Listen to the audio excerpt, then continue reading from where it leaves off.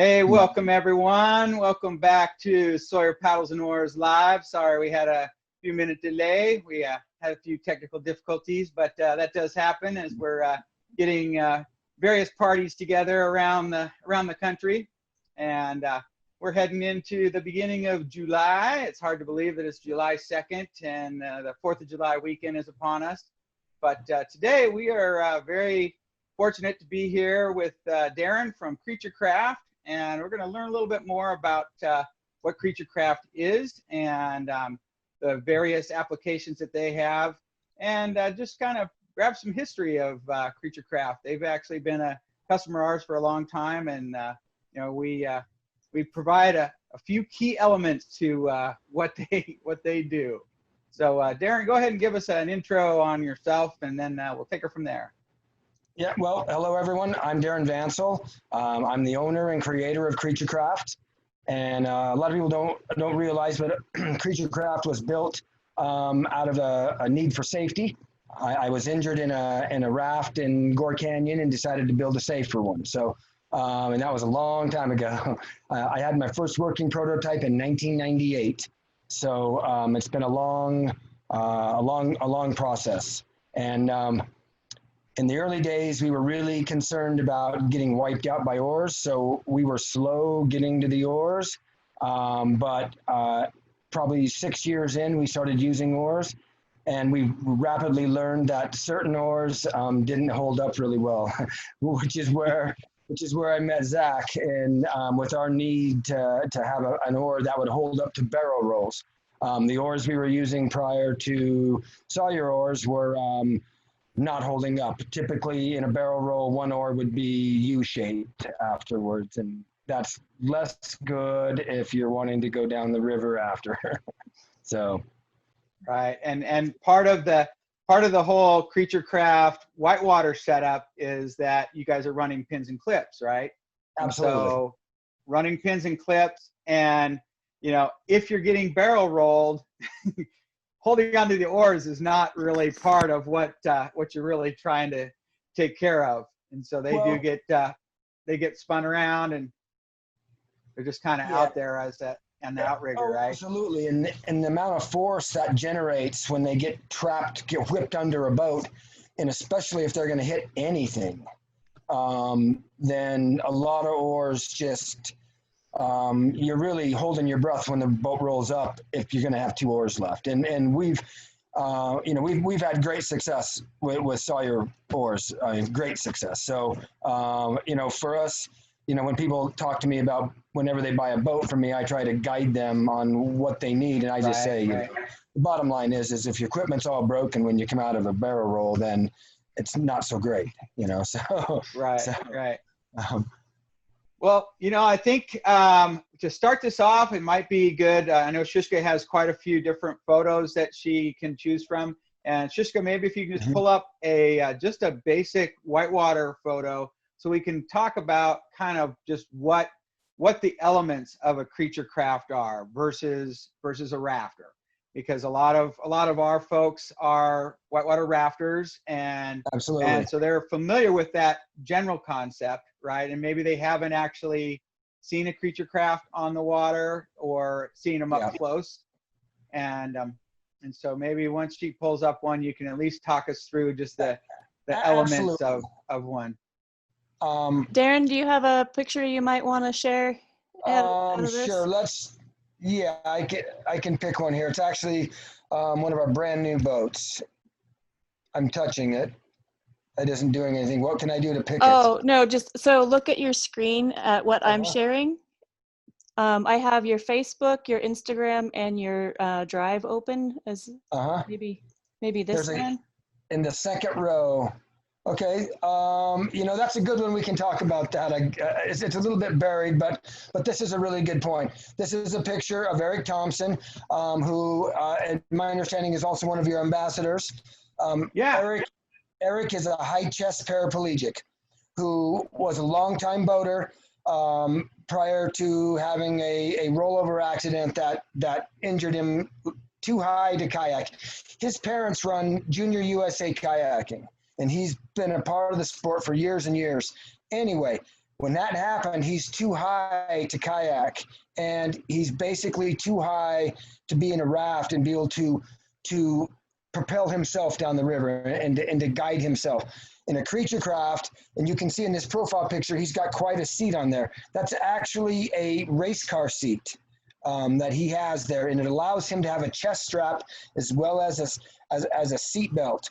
Which allows him to be right. So you had to work real close with him, right, to make actually like a saddle. So it really, it cradles his whole lower hips area, and he straps his legs in and then straps it across his midsection. Absolutely. So he's really attached to that. Yeah, we custom built his whole setup, and we've done it for a few paraplegics. With Eric, what a creature craft does for Eric is it allows him to be part of the whitewater again, where he gets to control his own destiny. You know, all of us that have been in, you know, that are used to driving ourselves down the river and enjoying that for ourselves. It's a personal accomplishment for us. You know, whatever it is. You know, to take that away, I mean, imagine how that would feel to lose this huge part of your life. You know, and so for me, when he contacted me, I was overjoyed to try to set something up. And, you know, another thing that a lot of people don't realize is that a lot of people do realize I got injured 3 years ago, but Eric was in the front of the boat with me when I got injured. We were running Sunset Falls together. Right. You guys were running together. I remember that. Yeah, because of Eric's limitations, things like Sunset Falls solo are not really possible. But with a dual rig setup where there's front and back oar rigs, then it makes it possible for him to do it. And sometimes we've been criticized for the water that certain people run. But in my opinion, if you are a sane, competent adult, you get to choose things that make you feel happy. And if you're not hurting others, then there's nothing wrong with pushing your limits. And to be perfectly honest, the group was pretty well divided on whether or not Eric should run Sunset Falls. But I believe the situation we had made it really, really likely that Eric could be completely safe in there. And he was. And, you know, I ended up getting injured, but it was a freak accident, and it was a poor choice of a helmet. Half-cut helmets are made running drops like that. You need to have a full helmet on so you can not get hit behind the ear like I did. You know, minus getting. And so this boat that's in front, the yellow and red boat that's in front with the double frame, what's the length on that boat versus the center mount frame? Are those longer? The front boat is a little bit smaller. They are both the same model, but one's a few years older. And what we are doing here, this is a big low head dam, and this is how we do assistance in dams. Sometimes the oar rigs are better inside the dam, but they can't get, if they ever get out of them, they can't get back in. So we're using a motor rig, a motored creature craft, to push an oar rig into the dam. And then if they have problems getting out, we can get them out too. So that gives us an extra safety. And this is the direction that we're going in creature craft. We expect to do 85% of our total revenue this year will be generated from the rescue side of things. We do whitewater still. We primarily sell boats to friends of friends kind of thing. And we do whitewater and invest a bunch into the whitewater because I personally enjoy it tremendously.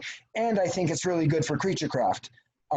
Right. And that's your passion that keeps you going. Yeah, and you know, and that's your roots too, right? That's where you started. So you started with that, and now you're starting to actually see all these other possibilities for your craft. And so it must be pretty exciting to see that, you know, the creature craft element, as much as how you can get barrel rolled in a hole and you're staying in there, that in turn can actually be a safety craft for rescue personnel. Well, the thing is in the ocean, we've been in as big as 30-foot waves in the ocean.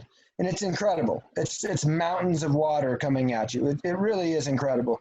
But we are the only boat to my knowledge, in the world that can operate in shallow coastal areas in big waves. It's amazing to get barrel rolled in a motor rig. It doesn't, to a lot of people, it doesn't sound super great to have a, 250-pound motor being flung all around with you, but it really is amazing. It happens so fast that unless you have film, it's hard to tell what really happened. All of a sudden, you were completely submerged, and then the next instant, you're right side up and good to go. So it's right. And I think that talking through that might be a little hard for people to grasp. So it is helpful you sent this video along, and Jessica will cue this up, and you can kind of talk us through this a little bit, because this definitely tells the whole tale. So we're out here in Shelter Cove, California, consistently good waves, and actually we had pretty small waves. These on this day they weren't super big, but there's always waves, so it's always a good place to go play and test the boats. And as you can see, there's lots of rocks. Right. We actually have two different size boats, but this was the first time I was back in the water after my injury in Sunset Falls. I had been in a wheelchair for about 6 months. And so we were trying to be a little careful with not, how I was going to be after my injury. And we were in the boat with my wife, and, we're the same age, both of us mid-50s. So we were checking each other. Are you okay? Are you okay? And having a whole bunch of fun. And it's easy to forget in the ocean after you go over a wave that there's another one coming. And there's another one coming. It's continuous. And then there's another one. And then and we just, at one point, we just got having fun and forgot to look up for a little bit. It's right here. You can see we got a late start. We don't have a big enough motor. Yeah. And I wanted to try to run from it, but I didn't have a big enough motor to run away from it. So I tried to run over it, and you could see it crested on us. And that's about an 18-footer. Yep. And now, are you primarily the main pilot, or do you have a couple other guys that are working with you that you can send out to do this with say a surf rescue group, or is this primarily you at the moment? No, we have 5 trainers that are solid in the ocean and the surf, and 6 or 7 that are solid in the Lowhead dams. We're leaving on the 5th to go to a big Lowhead Dam training out right just south of Chicago, where they've had a lot of issues out there. And so we're bringing actually like six of our team will go out there. And for us, this has been an odd year because of all the issues we've had with the virus. Normally I will have been in 15 dams by now. And I've been in none, this would be our first training. And so it's a little bit of it's because the Creature Craft handles the Lowhead Dam really well. It's easy to just go, oh yeah, it's no big deal. But if you come out of that boat for any reason, it's full on life or death, right now. So, you're always on that edge. And so we brought a whole bunch of people out for this training, even though, they only paid for 3 trainers. We brought 6 because everybody wants to stay sharp, and being in the dams, that's how you do it. And every dam is different. So the more dams we get our team in, then the better we are. The more safe we are, and the more competent we are for teaching, the firefighters. Because with them. And let's back up on a point there that you mentioned, and remind people this is somewhat controversial in whitewater, is that maybe people don't really understand that you guys are actually strapping in to a Creature Craft. Absolutely. And that's versus a raft, that's completely opposite of a rafter. So rafter never straps themselves in at all. They strap all their gear in, and your craft, because it's able to barrel roll and has the top bars on it, you are lashing yourself to it, and that's part of the safety, right? Because you need to stay with the craft. The whole deal is that if you can't stay in your self-riding boat, you'll be swimming right alongside of it, and that's not so great, I designed a boat to run extreme whitewater, and that's, and at the time At the time when I did it, I thought everyone wanted to run extreme whitewater, and the only limitation was they didn't have a boat to do it in. And so I really did. I really believed that that was everybody's goal, was to continually run bigger stuff. And I've since found out that that's really not the case, that most people really don't have any interest in that. But the whole idea was to be able to be safe in your boat. An average creature craft will carry around 16,000 pounds of flotation. So on my life vest, and I have a rescue vest, so it's pretty heavy, probably 22 pounds of flotation. But do I want to be attached to 16,000 pounds of flotation, or have 22 pounds of flotation attached to me? You know, and that's kind of the deal. I spent 25 minutes in a class 6 hole once. Survivable only in a creature craft. So, you know, and that's kind of the game that I've played, is that, you know, if you're going to run these really extreme things, and, you know, like a few years ago, we ran the Grand Canyon of the Stikine, and we're the only inflatables to ever run that. And portaging Site Z was really not an option for boats as big and heavy as ours. It's a fairly rough portage. And at the time we ran it, Ben Marr had only ran it 8 days before us. So he had done the first descent 8 days before we got there, and we were committed to running Site Z before we ever even, I mean, we helicopter scouted it, but that's not the same thing. It's just, you know, but we had that's not anything near standing on the shoreline. No, it's not. It's the really, really scary hole in Site Z, nobody in that helicopter saw from the helicopter. And we spent more time at Site Z because we didn't even know it had been run yet.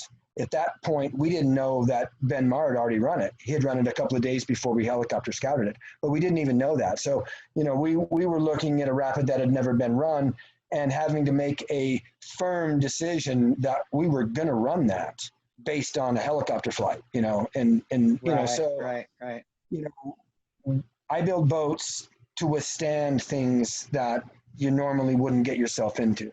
You know, our construction technique, to my knowledge, is the only inflatable company in the world that builds them like we do. And I've had 3 other companies refuse to do it that way, that I tried to get me to help me build boats. They were like, no, we can't, it's not what we do. And I still build them that way because my boats can get badly injured and still function and still keep you alive. And that's the whole goal. Every one of my boats is designed and built to withstand extreme environments. And, you know, that's why the boats cost as much as they do. And a lot of people don't realize this, but the only reason that they are only as expensive as they are is because, you know, I'm a break even on the whitewater stuff. I really am. I make all my money on the rescue and the motorized stuff. Right. Well, I mean, selling to a municipality is you know is completely different than selling to a private boater, that because even if they are completely into the big extreme whitewater, it's still a craft of one mostly. You know, you can put 2 people on it, and some of them you do actually. So you set up. Some might have. The majority of them have rowing rigs, and then you do have some frames that set up with a paddle rig, and there can be as many as 4 people on it. Our biggest boats can run 5. Center oar rig, 4 paddlers. And for the first several years, we only paddled them. And my background is primarily paddle. I had hardly paddled at all. In 2012 was when we run the Stikine, and I had to make a commitment to get in an oar rig for the whole spring of 2012 because I hadn't hardly been in one in 5 years. And so, you know, nowadays, the thing is center mount in an oar rig definitely gives you the most protection. And in the extreme stuff, you know, I mean, I ran Tumwater at 14 grand in a side-by-side R2 paddle boat the first time I ran it. And nowadays, I'm probably not ever going to do that again, but, you know, for one, I'm not the same person. I'm, you know, 12 or 13 years older. and I've had 2 bad injuries in 3 years, you know, so, but my, you're getting wiser. my stress level doesn't allow me to do things quite like that anymore. Gotcha. But yeah, we run a lot of 2 people in boats. Like my most popular rescue boat is the Bakun model. It's a 15-foot boat, and it will carry dual oar rigs, front to back oar rigs. And it's really good because even people that are really experienced whitewater people, when you take that next step up into the really big stuff, it overwhelms people. You know, for one thing, kind of an interesting story. You probably know Dave Nissen, but Dave Nissen has told me maybe 5 times one of the most significant events in his whitewater life was the day that we scouted Tumwater Canyon at about 9,500 with the intent on running it. Not to scout it, just to go, oh, what if, but intending to run it. He said was we're on our way to the put-in. That big step was just amazing to be able to take something that he always figured that above, you know, that 3,000 range, not possible in anything, you know, anything inflatable. And then to be able to go, well, I'm really going to do this, you know, because, you know, him and Mark had scouted that several times, and Mark is running it like 3,400 or something like that in a cat boat, which is super impressive. But you know, that thing. And so even for a lot of really experienced people, when they get into the stuff that's just ginormous, it overwhelms them, and it's too much. You know, I mean, most people don't feel what it feels like to literally be tumbled in a hole and stay in your boat. And right. I mean, it's most kayakers have that sensation, but most rafters have swam out of that. The difference with kayakers though is they're getting that tumbling underwater, where we're doing above water. You do a front flip or a back flip in a big creature craft, and it's incredible because you are coming from really high and then doing this big rotation, and you're above it and you can see it coming. You know, it's a really unique situation and amazingly cool. I mean, really, the year we had one of our main guys pass away a few years ago, had a heart attack right after he got off the river at the Gully 2 years ago. And we stayed for a weekend, and a hurricane curled back around and dumped in on us, and it overwhelmed the reservoir, and they had to open every bit of the gates. And we got a chance to be on the upper Gully at almost 26,000. And it was incredible. I had 5 days before I'd separated some ribs, and so I was a little bit injured. And I got in one of our bigger boats with Christy, my wife, in a passenger seat. And in Iron Ring, we did like 7 barrel rolls and 3 or 4 backflips in this huge hole, and didn't get hurt, you know, and came out of it good to go. Incredible though, but and so, like, I've watched some of your footage, and when the boats are getting barrel rolled, you know, I mean, do you pretty much just ride it out? I mean, I've noticed that sometimes another boat comes in and bounces one out, but like, is there a point where you're in there and you're kind of like, this is cyclonic, we're not going anywhere, we're going to stay in here for absolutely, who knows how long? You know, basically, you know, and we get a fair amount of flack if the bigger boat goes in and bumps the smaller boat out, but that's an effective technique. And seriously, what are you going to do, stand on shore and throw somebody a throw bag? I mean, come on, what are your other options? Basically, my rule is about 45 seconds. If you're in a hole for more than 45 seconds, nobody's having fun anymore. It gets really stressful. It's, you know, but that's the whole deal is we set it up, and we've done this for years. And that's one of the things that's really been amazing about Creature Craft, is notwithstanding some of the whitewater community's feelings toward Creature Craft, is that we have run, like a few years ago, we had an issue.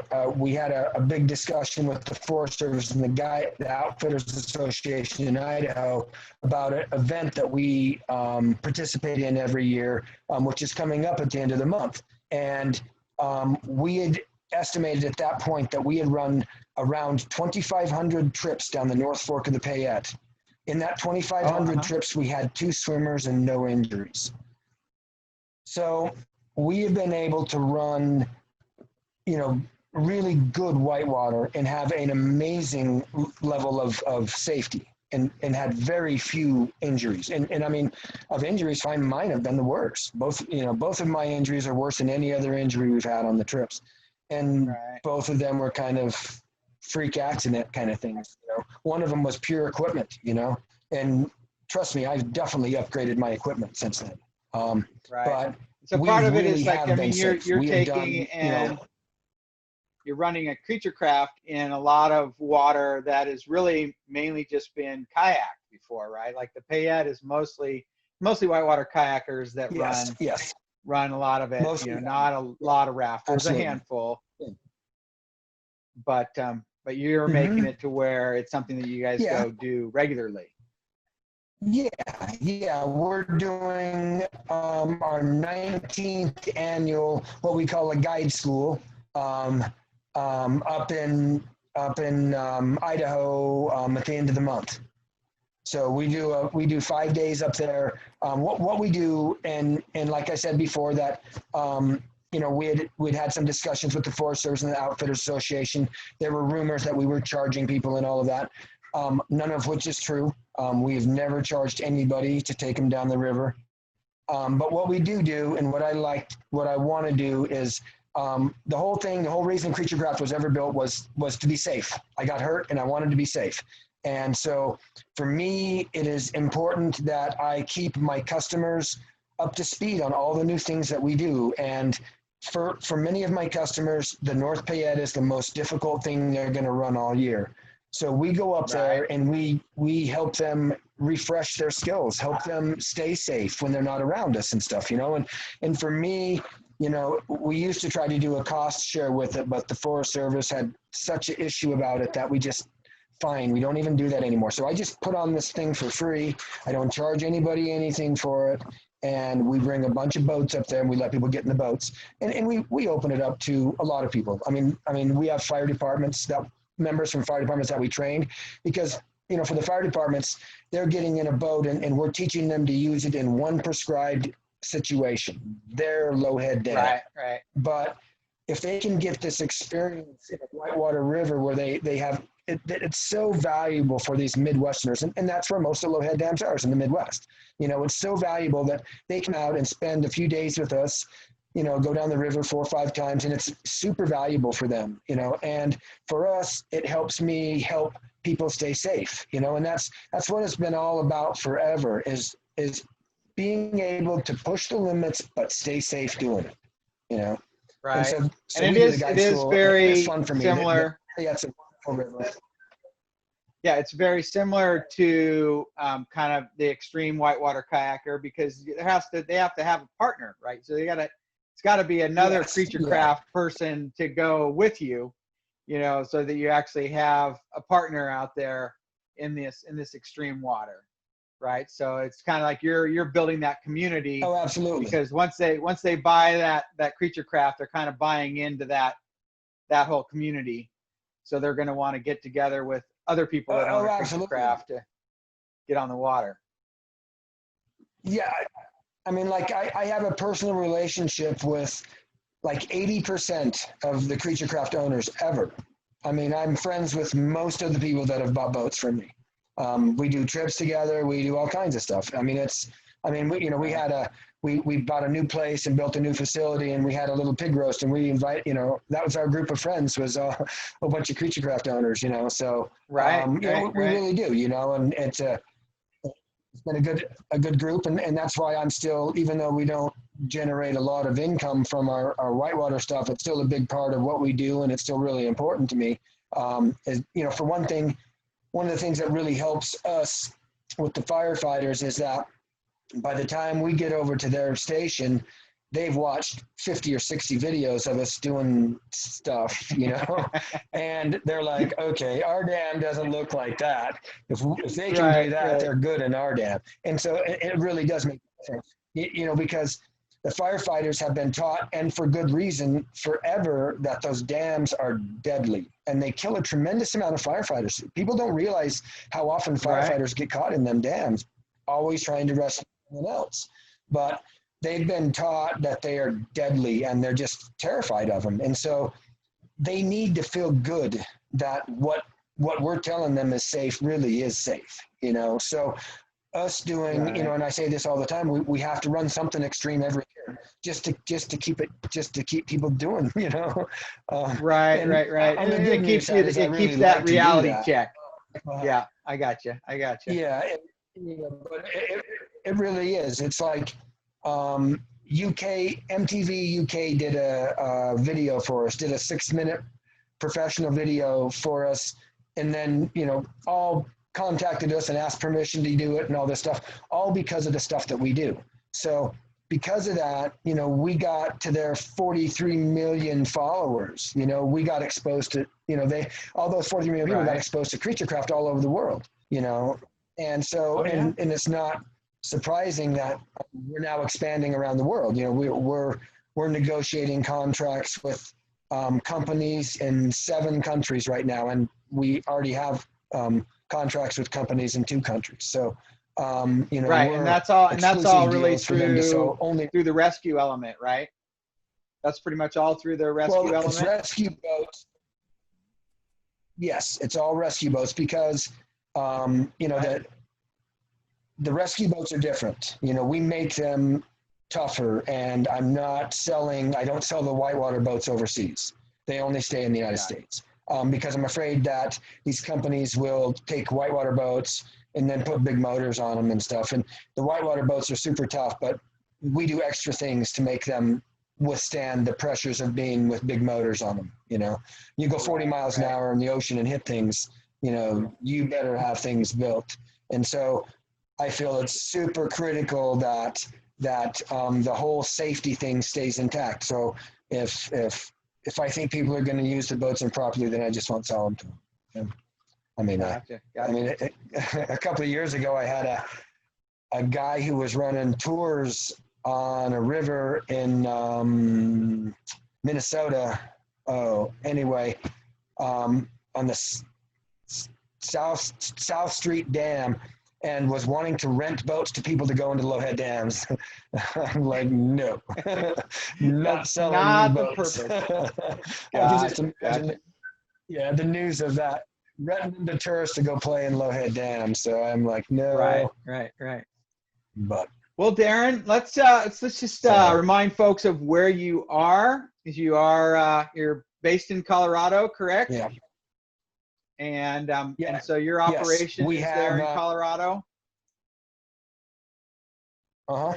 Go ahead. We've been in Grand Junction for a long time, but we bought a new place end of December last year in Delta, which is only 40 miles out of Grand Junction. But we're real happy here. We got a much bigger place, built a new facility, and we're not completely done with the facility, but half of it's completely done, and it's super nice. The other half will be super nice when it's done, but it's been a real big boost for us because, you know, we finally have a facility that was built to produce Creaturecrafts, not something that was made to work, you know.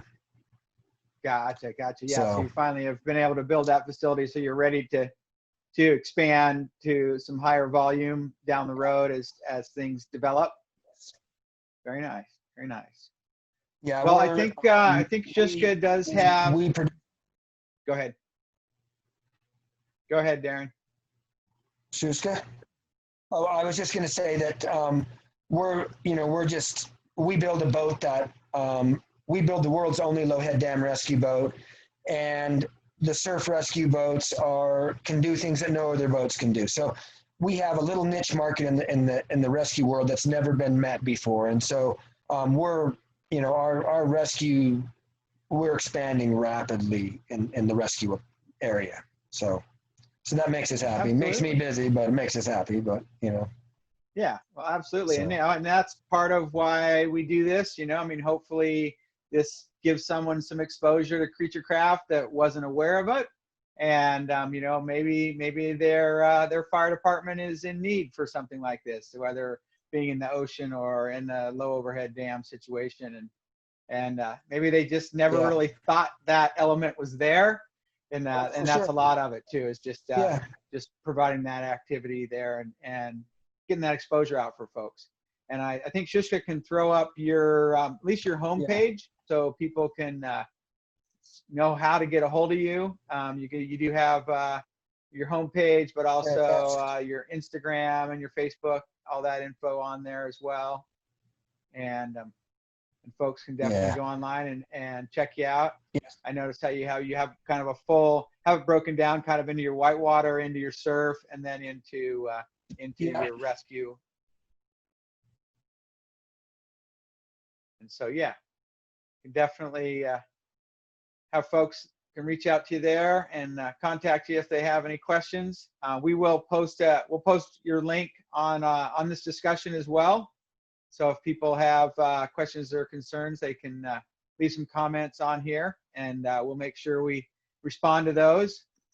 And Darren, I think you you might have froze up, so I think we're going to sign off here, everybody.